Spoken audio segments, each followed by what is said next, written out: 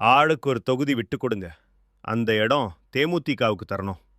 இந்த ஒரே விஷயம் தான் இப்போ திமுக கூட்டணியில பெரிய பேசு பொருளா மாறியிருக்கு.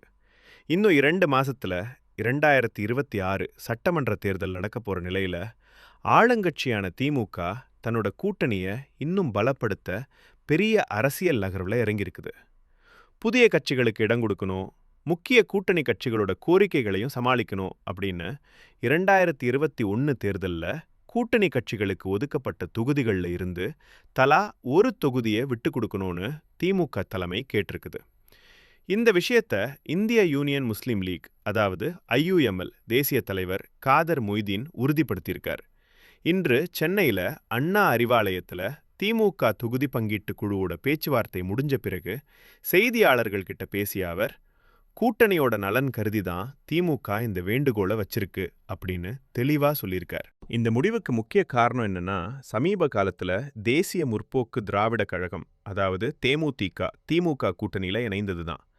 பிப்ரவரி 19, 2026 பிரேமலதா விஜயகாந்த் தலைமையில தேமுதிக அதிகாரப்பூர்வமா கூட்டணியில சேர்ந்தது.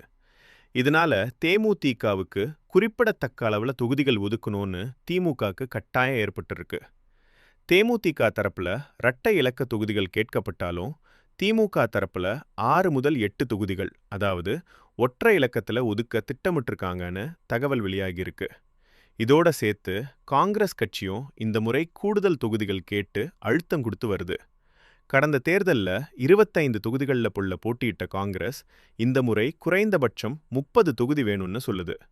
ஆனா திமுக தரப்புல காங்கிரஸுக்கு 28 தொகுதிகள் ஒதுக்க வாய்ப்பு இருக்குன்னு சொல்லப்படுது. இதோட மட்டும் இல்லாம மக்கள் நீதி மய்யம் மற்றும் சிறிய கூட்டணி கட்சிகளையும் சரிக்கட்ட வேண்டிய சூழ்நிலை திமுகக்கு ஏற்பட்டிருக்கு. இதனால தொகுதி பங்கீட்டுல திமுகக்கு கடும் நெருக்கடி உருவாகி இருக்கு. 2021 தேர்தல்ல ஐயுஎம்எல் 3 தொகுதிகளில் போட்டியிட்டது. இந்த முறை 2 தொகுதிகளுக்கு குறைய வாய்ப்பிருக்கு.